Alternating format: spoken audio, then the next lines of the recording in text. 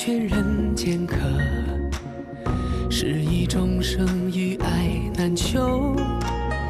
但去尘埃又会如何？此心可悟不可修。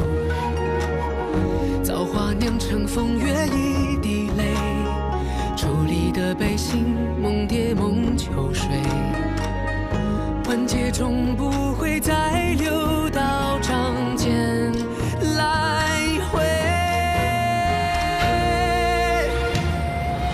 我看不破地去天归，造红尘不须百转千回。浮花开，望年岁，惹菩提潸然低眉。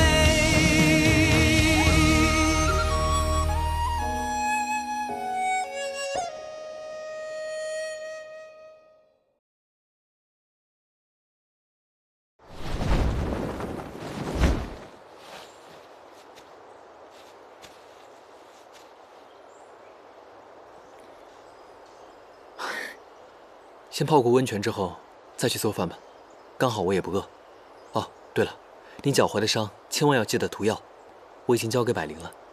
雨墨，我以前是不是见过你啊？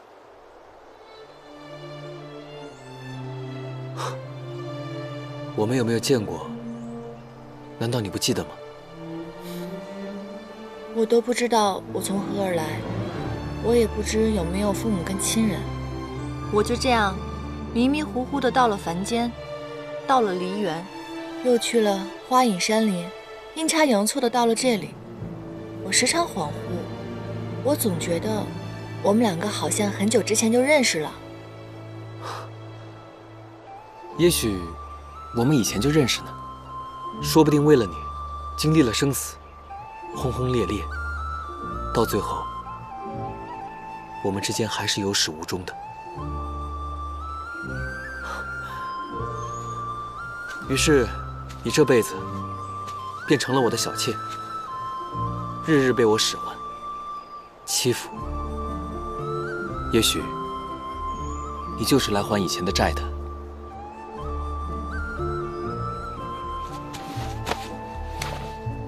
严旦誓死追随主公，京中鲍鱼，花脑涂地，还望主公一定相信严旦的一片忠心。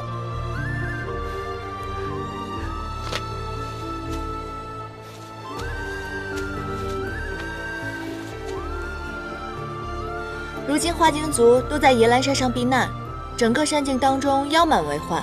我想我们是不是……我知你下山心切，明日我们便启程。我既为万妖之主，想通过此次出行，一探凡间万妖百态，顺道看一下有无恶妖抹坏我们妖族的名声，顺便惩戒。不太平之地，多生五毒六旺。我已经做好功课了，第一站我来安排。希望这一次不虚此行，收获万千故事。等旅途结束的时候，我可以写出一出好戏。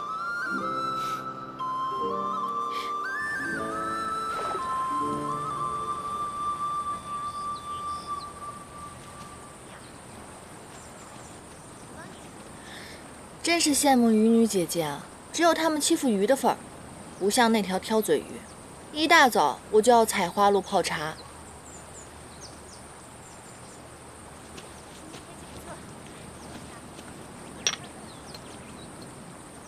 别动！别乱动！小心点！别动！呀！一个个长得如此这般，还在这儿打什么鱼呀？回去跟我享福去吧。走。停！您看我姿色怎么样啊？我也想去跟您享清福，您看我行不行啊？我行。请稍微保持一点距离，谢谢。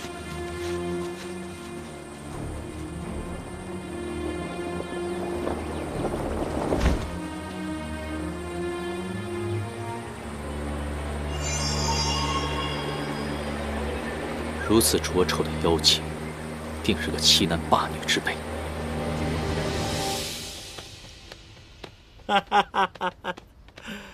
哎呀，哎呀，真好！多大了？叫什么呀？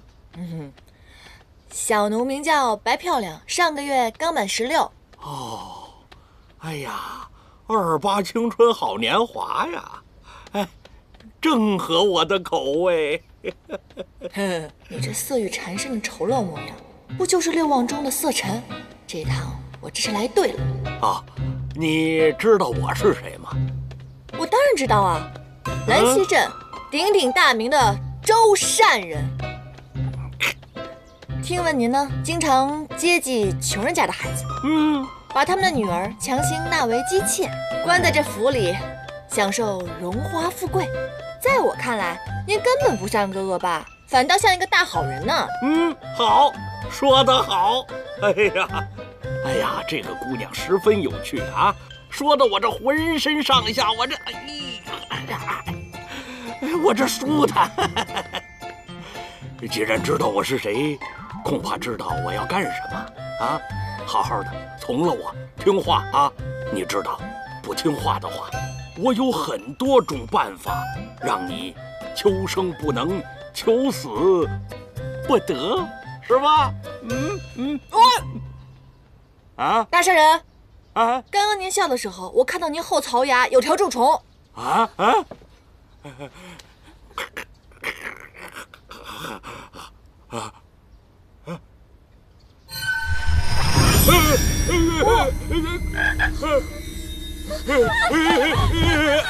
姐姐们快跑吧，老爷生病了，让我好好的治一治他。哇，妖气这么重，我还以为是何方神圣，原来是一只癞蛤蟆。哎，就您这副尊容，不好好在水里待着，非跑出来祸害漂亮姑娘，臭不要脸！你是捉妖师，你给我吃了什么？你才捉妖师呢，你全家都是捉妖师。我是你姑奶奶，刚才赏你的是狐族特制的显影丸，这你都不知道，你有没有点当妖的常识啊？竟敢戏弄我，你死定了！妖力这么长，原来是只成年老蛤蟆。你既然是妖，为什么没有妖气？我厉害呗。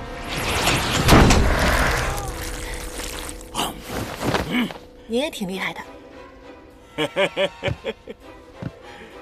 跑啊！怎么不跑了？这凡人我已经吃腻了，吃点妖元换换口味。这可是你自己找上门的。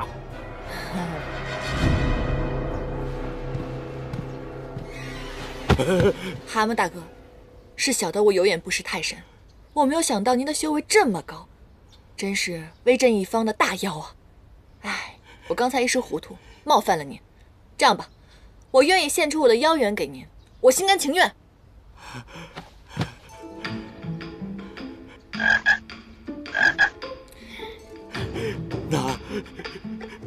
那就用行动证明。大哥，您别客气。好，那咱们就击掌为盟，就这么定了。哎，蛤蟆哥，这不合适，这真不合适，这真不合适。哎呦！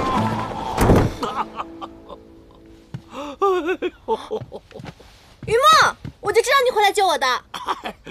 你给我来信说你要日行一善，这就是你要行的善。哎呀，你是什么东西，坏我的好事儿？你是个什么东西啊？竟然这么跟我们山主大人说话，信不信我们山主大人把你烤成蛤蟆干啊？你怎么知道我要烧他？嗨，咱们认识这么久了，我看到你一根头发丝，我都知道你在想什么。去！哎，于墨，这个蛤蟆作恶多端，猥琐至极，快灭了他！到底有完没完？我倒要看看你俩几斤几两！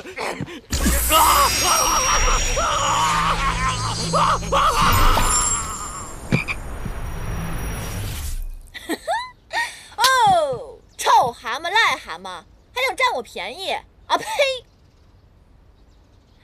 恭喜山主大人又为凡间除掉了一个恶妖，解救方圆几百里的美人于水火当中。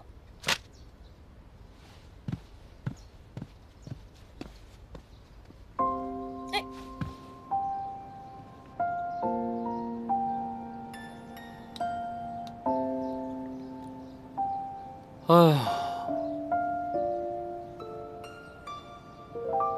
你怎么了？你好像一回来就不高兴。你那脸本来就长，拉着个脸更长了。你不是说了吗？你看头发丝都能想到我要说什么。莫非还在介意我独闯蛤蟆窝的事儿？你说说你，连一个肥蛤蟆精你都治不了，那到底是因为什么呀？那这么说，你是想逃跑？不是啊，那要不然你就是不想服侍我？没有。那我明白了，你嫌自己命太长了。我当时完全是事急从权嘛，而且我知道你就在附近，什么恶妖不是你3拳2脚就能打败的呀？我就狗仗人势，不对，狐假虎威了一下。那如果我不去呢？你还真做他的小妾啊？我怎么可能啊？我怎么就没见过你跟我用这么魅惑的招？天地良心，连亲生是你的人，死是你的鬼，我怎么会看上那丑八怪啊？而且我知道你肯定会来救我的嘛。我当时只是想了一种办法拖延时间。办法有很多种，没有必要非用那种嘛。我自然是想到什么就用什么了。虽然美人计老土了一些，但是很适合我嘛，而且百试百灵喽。别跟我提美人计。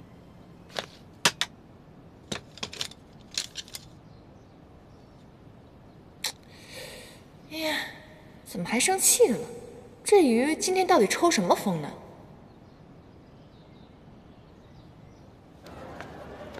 于墨好歹是我的衣食父母，他要是生气了，我也没好果子吃。希望这个白鱼膏可以让他消气吧。给我拿来！我这钱是留给孙子买米的，我求求你们行为什么会拿来吧你？走开！松开！有手有脚在这欺负老人家，爹娘没教你们吗？也罢，我求求今日便让我教教你们。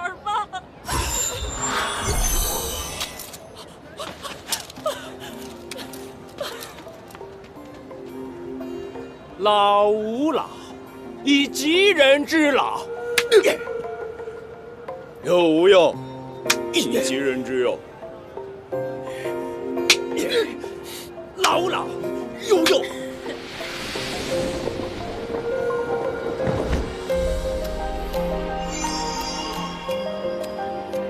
妖气消失了，难道被别人抢先了？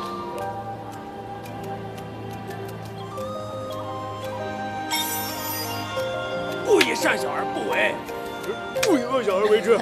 人之初，性本善，性相近，性相远。白漂亮，子不教，父之过。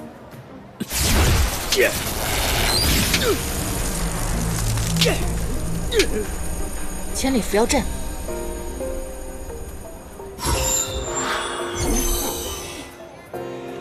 哎呦！二位大哥，这是我刚刚捡的银子，是你们丢的吗？哎，是我们的，是我们。扔过来吧。我刚才崴了脚，不方便过去。你看，要不然你们过来取啊。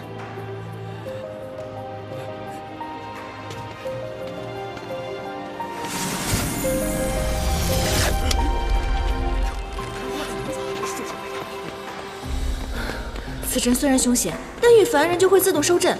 这是哪路大神啊？用这么狠的阵法收我？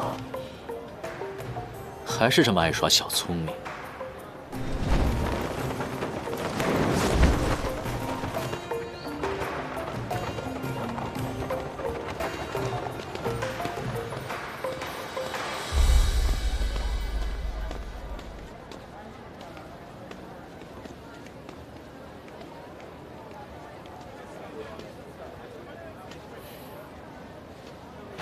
这位大姐，请问一下，你有没有看到一个年轻的女子从这里跑过？你才大姐，不过这声音好像在哪儿听过。没瞧见。麻烦您一下，这个糕点怎么卖？5文钱一块，5文钱。哎。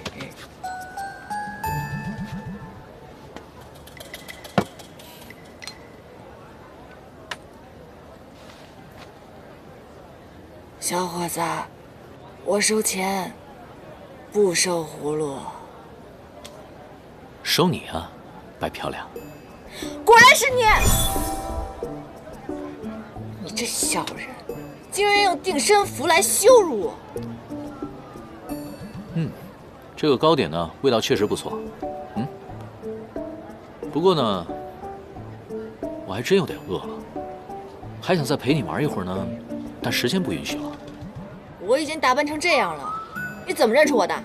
走犯行商呢，一双眼，识尽天下，最是精明不过。而你呢，连头都不敢抬，这戏如何做得真呢？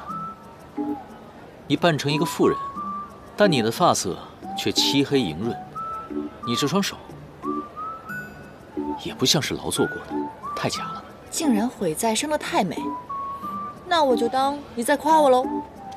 这最重要的是，在花影山林中啊，你骗过我一次，就不可能再有下一次了。唐天师，您看，您对我有成见吗？我方才明明是在行侠仗义，真的。我从那个地痞流氓的手中把那个老奶奶解救出来了，我做好事也要被抓吗？再说了，你说这3界4海当中，我们2个能遇到2次，那一定是特别的缘分，你说对不对？非常对，说的没错。哎，不过呢，就是猫捉耗子的缘分。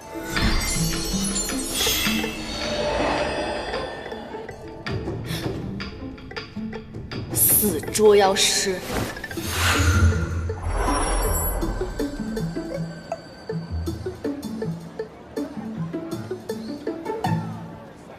就凭你这点本事，你最好不要白费力气。对，我是没本事，你要打就打，要杀就杀，你把我关在这儿算什么英雄好汉啊？你们捉妖师就这么点本事吗？讲不讲道理啊？道理是和人讲的。哎，别把我关在里面啊！不是你这人真是的，我错了还不行吗？我错了，唐天师，我不过就是一朵可爱的小莲花，无辜又无害的。您说您拿这个法器对付我多浪费啊！我还占地儿，万一您以后遇到恶妖的话，您都没地儿收它了，对吧？方便，我方便得很。等我把你炼成丹药之后，其他的妖自然能住进来了。你放心，我很有经验的，会让你死得很安详。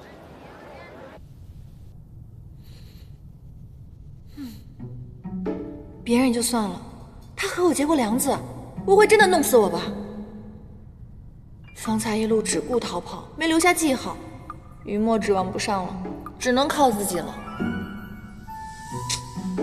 唉，现在终于知道人善被人欺，老鼠遇到猫是什么感觉了。唉，这种身陷囹圄、举目无依的戏本，我终于知道怎么写了，可是就不知道以后有没有机会了。唉。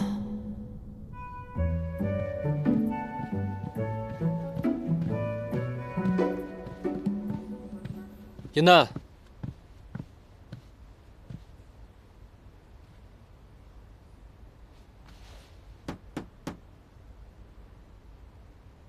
银蛋，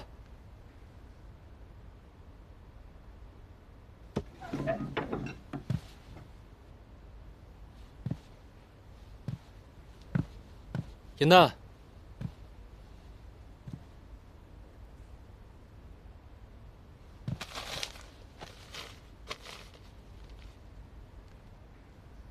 莲青去去就回，主公静候宵夜。还算你有点良心，良心里还有我这个主公。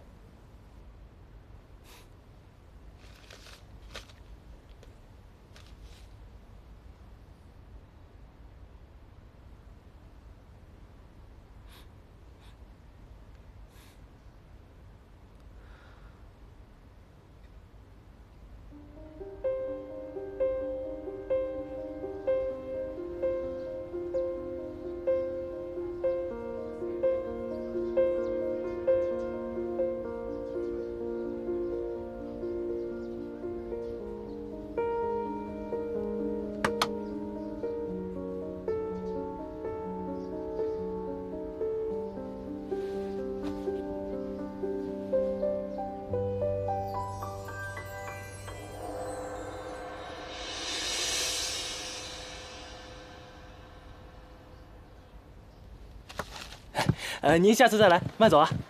有2位来了，里边请，里边请。哟，客官，您里边请。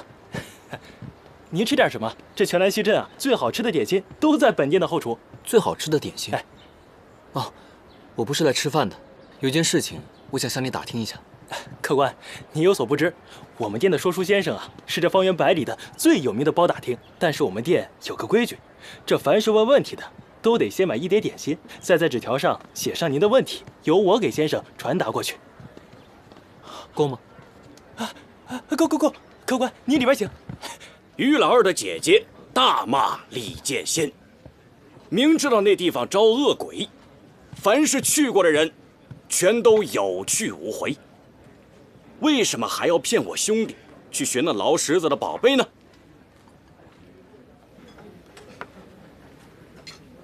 请问先生所说之地是在何处啊？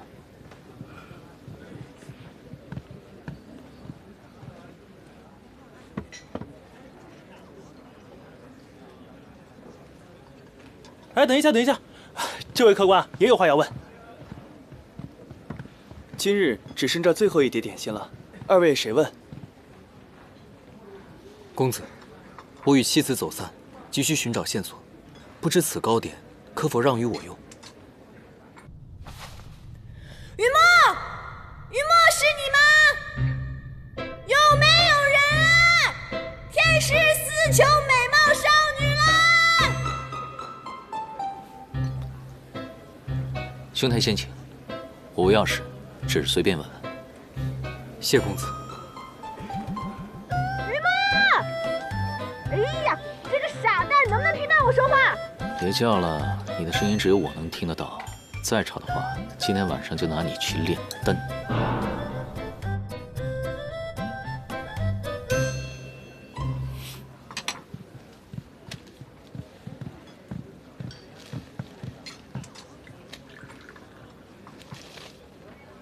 严旦昨夜果然来这儿买了点心，那么便是在回去的路上遇见了什么。先生说这个问题配不上您的银子。不必了，此线索比它重要的多。此糕点便留给公子享用。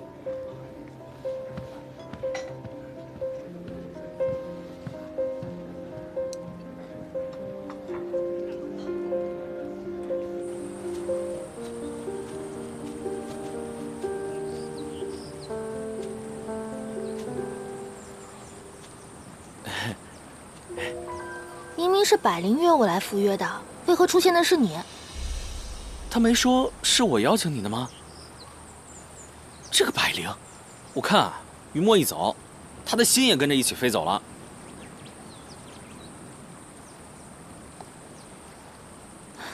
那好，那紫林山主因何事无故献殷勤啊？耶兰山与三尾雪湖已经达成了100年修好的盟约。你堂堂公主来山中做客，我刚好又是山主，你是我们的贵客，自然要盛情款待才是。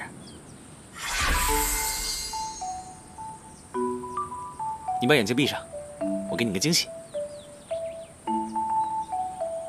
不必了。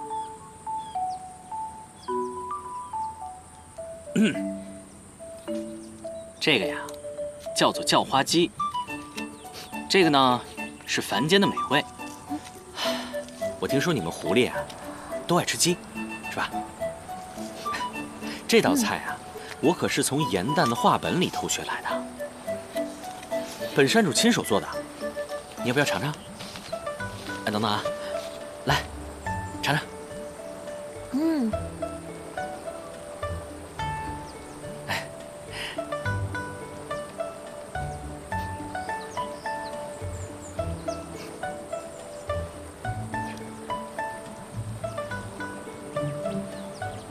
怎么样？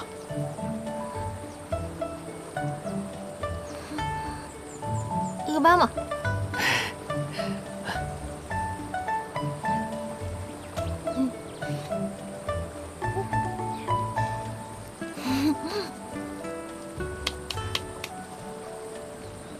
哦，我们三尾雪狐从来不欠人情。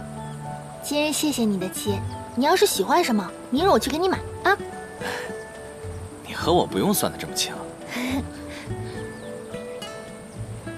对了，我还给你准备了一个惊喜，这次可得把眼睛闭上了。好。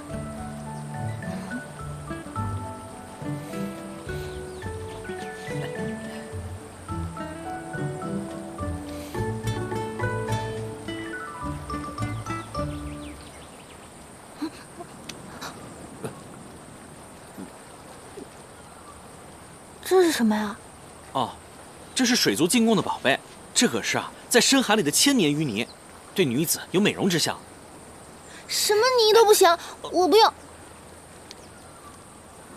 还说百年修好呢，结果公主带头违约。我是我，狐族是狐族，盟约是云墨山主跟我爹签的，跟我有什么关系？再说我俩要是有仇，当然是有仇必报了。未经我允许，什么泥都不能抹我脸上。这个是女子用的。你跑什么跑啊？这个是给女子用的，我怎么能糟践呢？你站住！你没事吧？小心！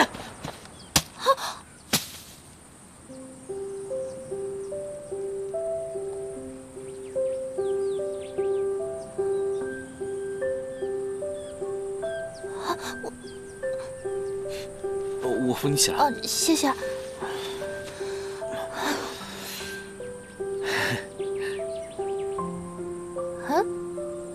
什么人竟然在树上藏鱼？这个是我的私房钱。私房钱？哦，我想起来了，之前严旦跟我说，云墨山主的真身是鱼，所以不允许身边的人吃鱼虾。好你个紫离山主，你竟然吃毒食，而且害我差点被砸中的原来是你啊！此事天知地知，你知我知，就没有其他人知道了。这事你可千万不能跟别人说啊，尤其是百灵，他那个大嘴巴，转头就告诉雨墨了。那好，那我帮你保守秘密，但是你能给我什么好处啊？好处？那这样吧，我的私房钱分你半。我们雪狐不吃鱼虾的。那我就每天给你做叫花鸡，给你做一辈子。想得美，谁要跟你一辈子了？那你说要怎么样？我言听计从。紫离山主，紫离山主，云墨山主传信回来，让我们过去帮忙。严旦失踪了。什么？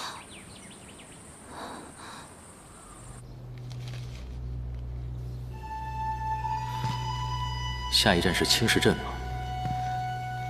凡神器所在之处，皆生异象。为这句话，我跑了多少地方，多少次无功而返。此行下山，就是要游历四方，历练术法，追寻之途，有果无果，皆可降妖除魔，并非一无所获。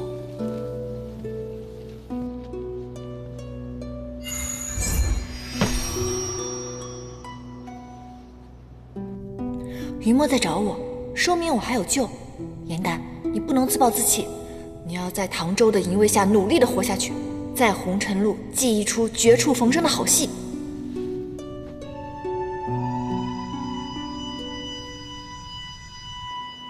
白漂亮。唐天师，唐天师，您有吩咐啊？没什么，我就是想确认一下你的死活。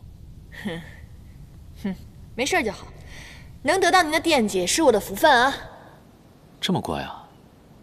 是把骂我的话都藏在心里了吧？你很有自知之明嘛，要不是为了套近乎，谁理你？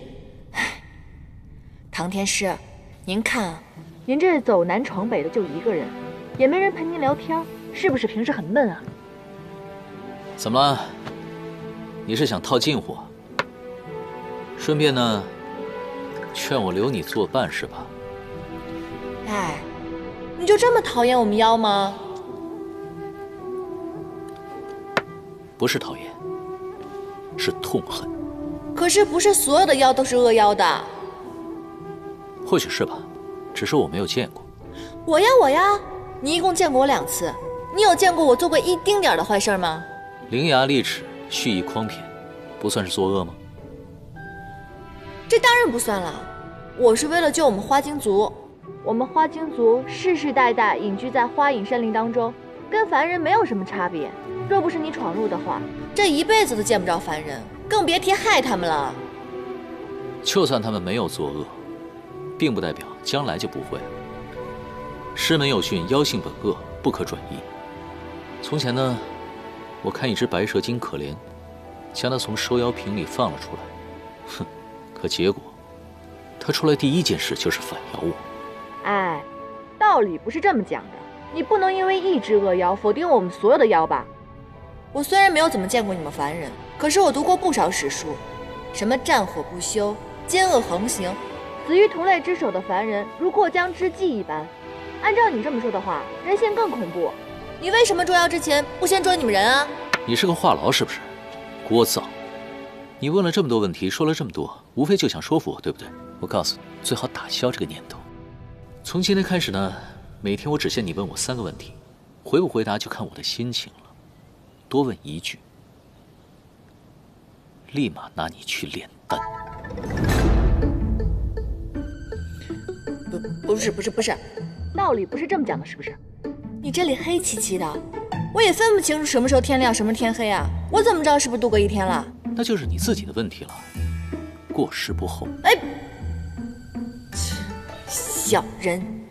好了，今日的问题已经问完了。哎呀！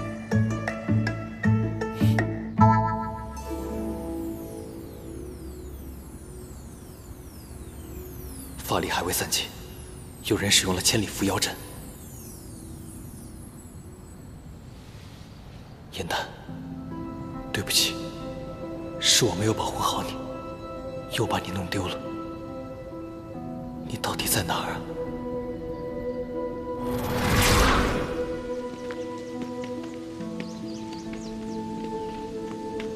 昨夜，我已踏遍全城，只发现了3个已开启的捉妖法阵，却无捉妖师的踪迹。只怕颜丹仙下已经不在兰溪镇了。我们一收到消息，就通知了山境的所有人。狐族、羽族、狼族势力最广。放心吧，我们一定会找到颜丹的。可是颜丹身上没有妖气，平常追踪法术对他来说并无用处。想要找他，必须要找到捉妖师。我和紫菱带水族和狐族，在兰溪镇的周围，一一排查所有的捉妖师。凡间虽有门派，唯凌霄派马首是瞻。此派虽然距离我们路途遥远，但是不要放过任何线索。我会让羽族前去打探的。还是派狼族前往吧。凌霄派法力高强，羽族可以打探那些小门小派，以方便我们有任何消息可以第一时间收到。大家还是赶快行动吧。颜丹虽然足够机敏，但是法力不强，晚一日找到他，他便多一分危险。是。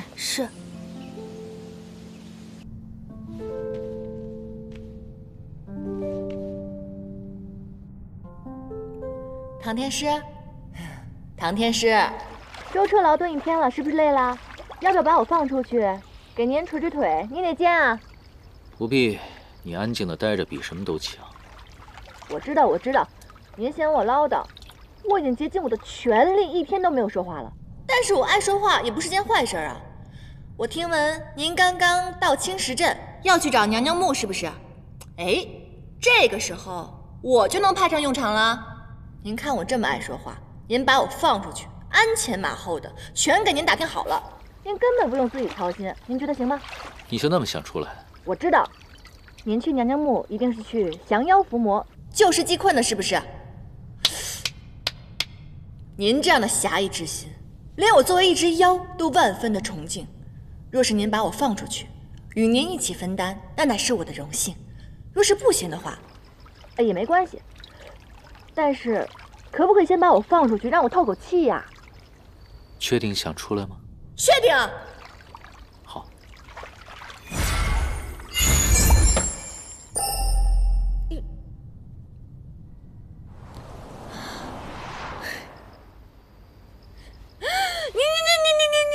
我什么我呀？少流氓！想让天使啊你！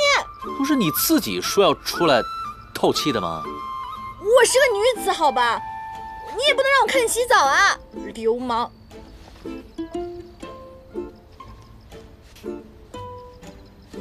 我答应让你出来透口气，你这么快就想回去了？别动怒，别动啊！是我错了还不行吗？在荒隐山林的时候是我骗了你，现在都是我咎由自取。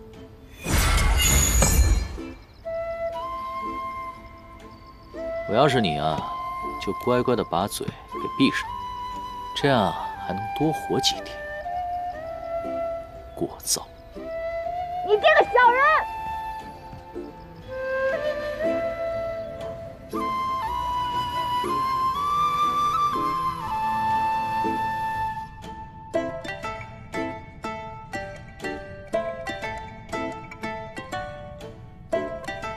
杭州真小人，小人。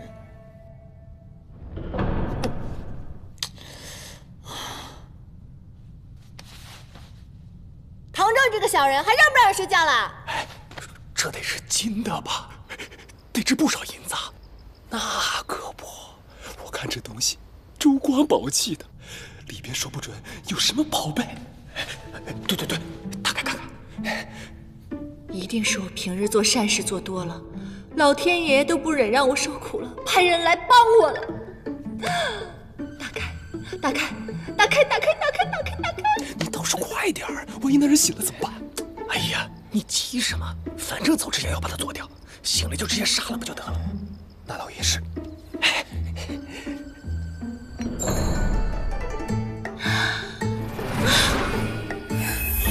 我终于出来了！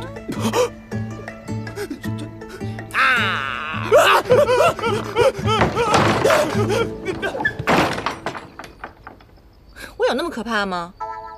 我跟刚刚那声嗷明明是可爱比较多一些嘛，竟然跑得如此快。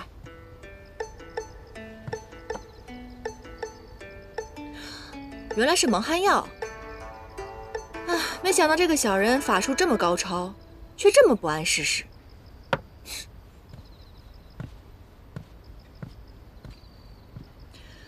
哎呀，你折磨了我这么久，可我呢，却不小心救下了你的性命，真是个天大的误会啊！但我怎么能以德报怨呢？哎呀，这白净的脸蛋儿，若是印上我的手指印，那应该更顺眼了。别漂亮，你这是在做什么？你醒了？我看你脸上有一只蚊子，我想帮你扇蚊子来着。你手抬这么高，我还以为你要打我耳光呢。瞧您说的，怎么可能啊？我怎么可能是那样的人呢？屁股起来。哎，这个区蒙汗药，当真以为对我有用啊？好，那看样子您早醒了哈。你早醒了，你干嘛不早点起来呀？你就任由他们这样偷东西啊？本来呢是想起来的，但转念一想，不如看着你顶着天大的误会对我以德报怨啊。你是不知道，这两个贼在客栈里谋财害命的啊！现在回想起来都凶险得很啊！我也不知道，我就这么意外的能救下您的性命，很荣幸啊！可是他们伤不了我。哎，可别这么说。作奸犯科之人，他们隐藏的本事可多了。要不是刚才我吓跑他们，真的挺凶险的。不过救命之恩你就不用回报我了，我只有一个要求，我再也不想回那葫芦里了。那个葫芦里面又黑又小的，若让我回去的话，我宁愿自尽。也罢，你呢没有坐视他们伤我，尚有教化的可能。哎，那个放你出来是可以的啊，但是呢，你得每天跟在我的身边。我也想去试试那个。试什么？啊，也没有什么。哎，对了，你最擅长的不是打探消息吗？啊，是啊。那你得给我展示展示你的真本事啊！能为唐天师肝脑涂地，我在所不辞。很好。好嘞，好嘞，好好吃啊，好好吃啊！好，来，你能想象吗？哎，就那桌，那仨高矮胖瘦，居然是亲兄弟。说正事，打听出来什么了？哦，还真打听出来了。说这青石镇的密林里确实有古墓，叫做娘娘墓。传闻呢，是前朝亡国之时，君主带着自己心爱的贵妃，还有尽数的金银财宝，在死士的护送下逃了出来。直到逃到了青石镇的时候，是穷途末路。而那个时候，死士只能护人，护不到金银财宝了。于是，这个君主便想到了一个丧尽天良的法子。贵妃被君主杀了。不仅如此，这个君主建好墓穴之后，为了让这个贵妃变成厉鬼，可以保护这些金银财宝，他用了一种极其残忍的方式，将这位贵妃给杀害了。于是，这么多年来，一直有贪婪之人试图盗宝，皆是有去无回。世间本无鬼，多数妖物都是借恶鬼之名来作乱。那这么听下来，那个妖怪厉害得很啊！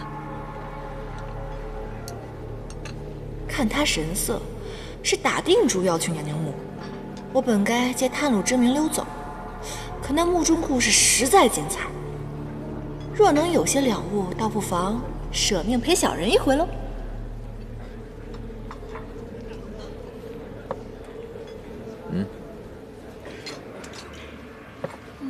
小姐，尝尝这个，来，放这儿了啊。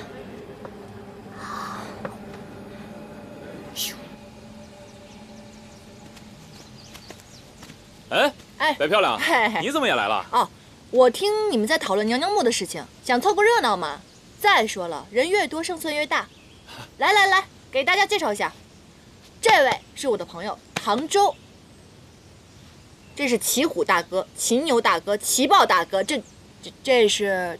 这两位我给大家介绍一下，这两位是江湖闻名的秦明阳大侠、镜湖冕女侠。娘娘墓危机重重，历代下墓的人无论亲疏远近都要结伴而行。我们也是刚认识，我们一起商讨着一会儿下墓的时候，如果能够互相有个照应，这不你们来了，一起吧。好说好说。此地阴邪之气甚重，是应该相互照应。没错。可这墓碑上连一个字都没有。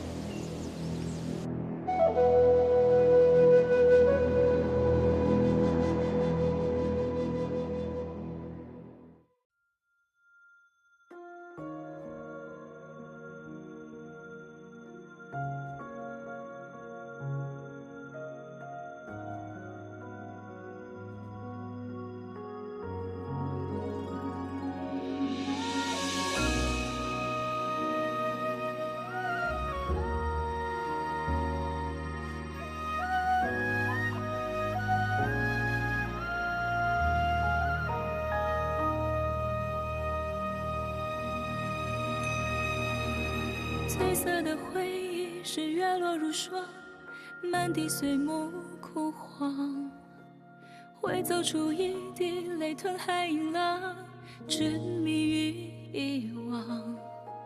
走到从此天各一方，走到你乡，回过头为我生遗忘。催眠的缘分在暗夜里藏，情字落晚香。寂寞的汤烫出思念的伤，遗忘岁月凉。洗尽纤尘仍有你依稀模样。轮转中为思念疯长。也是繁华人间一场落花风，平添一池落花中，看破红尘的眼红。你是遥遥天上一抔秋月容，只感萧瑟不敢浓。梦中有两人与共。